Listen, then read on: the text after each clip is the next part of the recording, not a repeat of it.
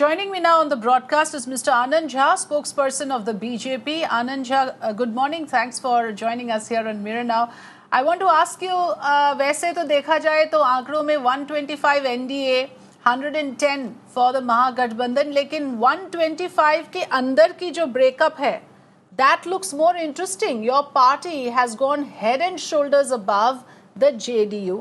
But कई लोगों का ये मानना है कि ये गेम तो आप ही ने खेला है, कि आपको आगे बढ़ना था, जेडीयू से आपको उभरना था टोटल जो टैली है जो सीट्स है उसमें, और वही हुआ। किस वजह से आपको लगता है ये मुमकिन हो पाया? अली जी, हम लोग कोई गेम नहीं खेलते हैं। हमारी पार्टी या हमारी जो आनुषंगिक संगठन है वो सब, हमारे कार्यकर्ता हर जगह विकास को ही प्रायोरिटी पर में रखते हैं और बिहार के विकास का चिंतन माननीय नरेंद्र मोदी जी के नेतृत्व में हम लोग करते रहे हैं और उसको धरती पर में उतारने में भी हमारे कार्यकर्ता और बिहार की सरकार नीतीश जी के नेतृत्व में करती रही है। इस जो तथ्य है कि हमने गेम खेला, ऐसा कोई हम लोगों का चलता नहीं है। गेम हमारा सिर्फ विकास का रहता है, गेम हमारा सिर्फ राष्ट्रीयता का रहता है, गेम हमारा समाज कैसे मजबूत हो इसका रहता है, गेम हमारा कैसे समुन्नत हो, एक एक व्यक्ति को कैसे उचित सुविधा मुहैया कराया जाए, स्वास्थ्य की सुविधा, शिक्षा की सुविधा, सड़क की सुविधा, बिजली की सुविधा, पानी की सुविधा, इसकी चिंता हम लोगों को रहती है। और हम लोगों ने केंद्र की योजनाओं के माध्यम से और बिहार सरकार के उसको एग्जीक्यूट करने के जो तरीके हैं उससे जनता ने हमको चुना है।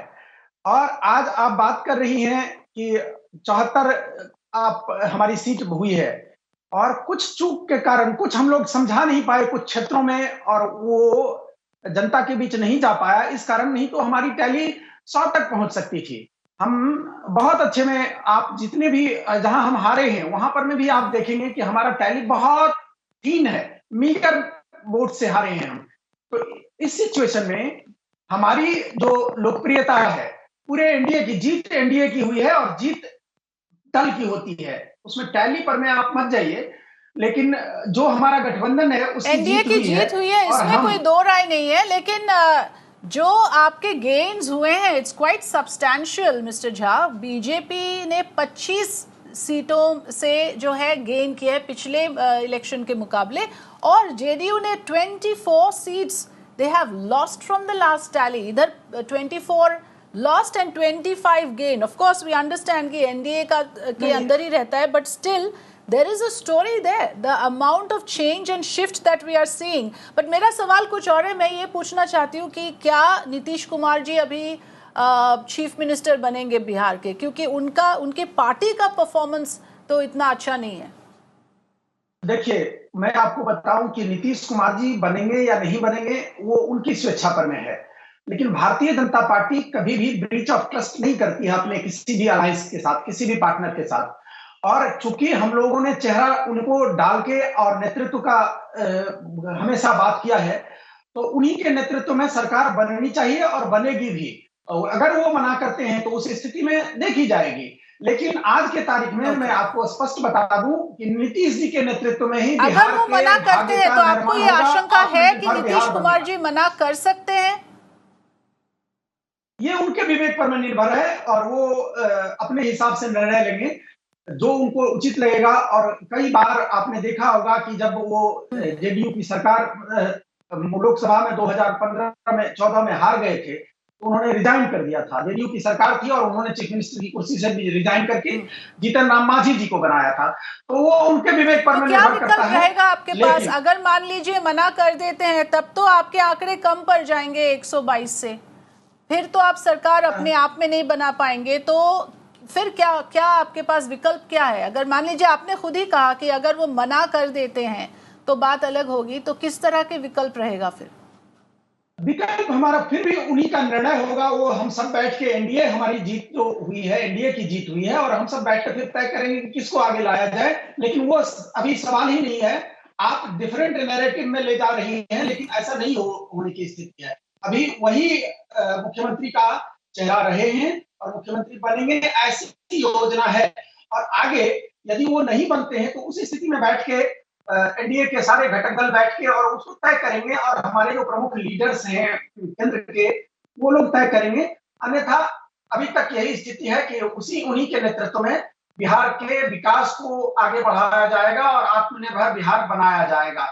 पूरे देश को आत्मनिर्भर बनाने की जो योजना है माननीय प्रधानमंत्री जी नरेंद्र मोदी जी की, उसी को आगे कैरी किया जाएगा बिहार में माननीय नीतीश जी के कुशल नेतृत्व में। और बेदाग जो उनका व्यक्तित्व रहा है, बेदाग जो छवि रहा है, उसी में वो आगे बढ़ाया जाएगा। जी, हमारे साथ बने रहिएगा Anand Jha ji. I want to also go across to Narendra Nath Mishra, political analyst joining us this morning. Good morning mister Narendra Nath Mishra, thanks for joining us this morning on a big day where we are now finally looking at the results. The numbers have come out and it does seem that the NDA has emerged victorious. But there is a story within the story. For you, what is the big takeaway? Because when we look at the figures, one of the important things that is clearly coming out is that the BJP has made major gains. But at whose cost has the party made these gains? And will it be fair now for Nitish Kumar to be the chief minister for fourth term given the JDU's performance?